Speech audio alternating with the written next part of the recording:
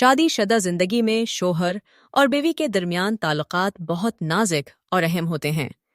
ان تعلقات میں ہمبستری ایک اہم جزو ہے جو نہ صرف جسمانی بلکہ جذباتی قربت کو بھی بڑھاتا ہے۔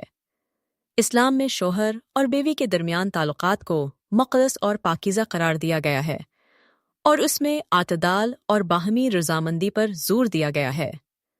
ہمبستری کے معاملے میں سب سے اہم چیز باہمی رضامندی ہے۔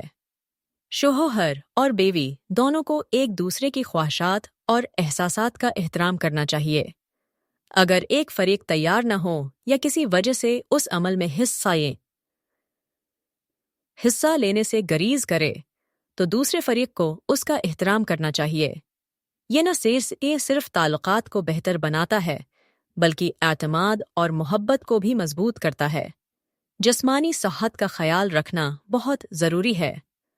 اگر کسی فریق کو تھکاوٹ، کمزوری یا کوئی طبی مسئلہ ہو تو ہمبستری کی تعداد کو محدود کرنا چاہیے۔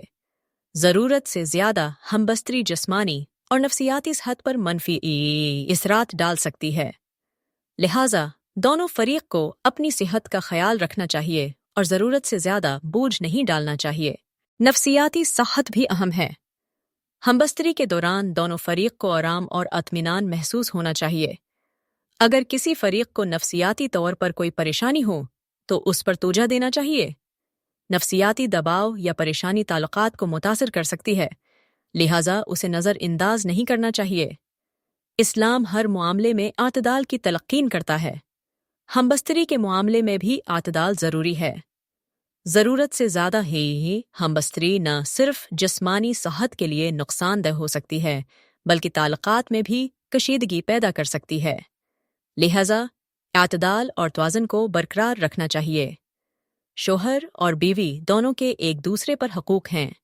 شوہر کو چاہیے کہ وہ بیوی کی خواہشات اور ضروریات کا خیال رکھے اور بیوی کو چاہیے کہ وہ شوہر کے حقوق کا احترام کرے۔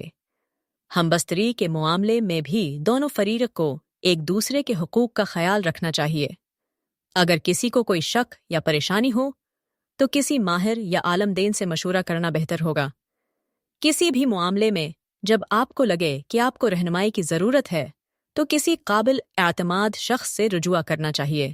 آخر میں یہ یاد رکھیں کہ ہر معاملے میں اللہ کی رضا اور رحمت شامل حال ہونی چاہیے۔ دعا کریں کہ اللہ آپ کے تعلقات کو خوشگوار اور پرسکون بنائے۔ اللہ ہمیں صحیح راستہ دکھائے اور ہمارے تعلقات کو مضبوط اور خوشگوار بنائے۔ آمین۔